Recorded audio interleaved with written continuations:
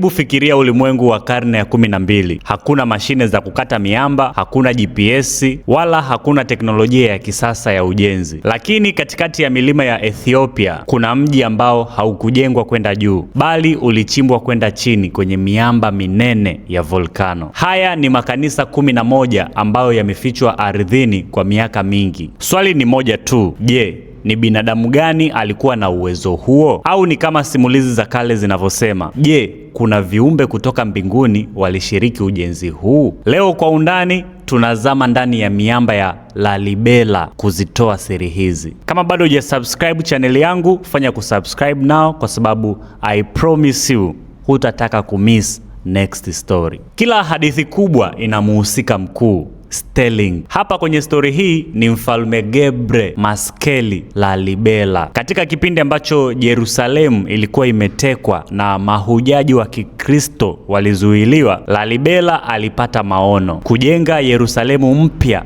kwenye ardhi ya Ethiopia. Lakini hakutaka majengo ya kawaida ambao ni majengo ya matofali ambao yeye aliona kwamba yanaweza kubomolewa muda wowote na adui, au it's matter of time. Yeye alitaka kitu cha milele. Kila kanisa hapa lina maana yake. Mto unaopita hapo ulipewa jina Mto Yordan. Huu haukuwa tu mradi wa ujenzi, ulikuwa ni mpango wa kiroho uliokusudiwa kuleta mbingu duniani. Na hapa ndipo mambo yanapokuwa magumu kueleweka. Wataalamu wa usanifu wanasema kujenga makanisa haya ndani ya mwamba mmoja monolithic kunahitaji usahihi wa hali ya juu sana. Ukikosea hata nchi moja, hauwezi kurudishia mwamba uliouchonga, utalazimika kuanza upya. Lakini wenyeji wa Ethiopia wana jibu lao ambalo wamejaribu kulilinda zaidi ya miaka 800. Zile story ambazo wamekuwa wakirithishana vizazi na vizazi. Wanasema hivi, mchana mafundi wa Kiethiopia walikuwa wakifanya kazi kutwa nzima, lakini usiku wakati binadamu wamelala, malaika wa Mungu walikuwa wanashuka na kufanya kazi mara 2 ya ile kazi ambayo binadamu wameifanya mchana. Leo Lalibela ni urithi wa dunia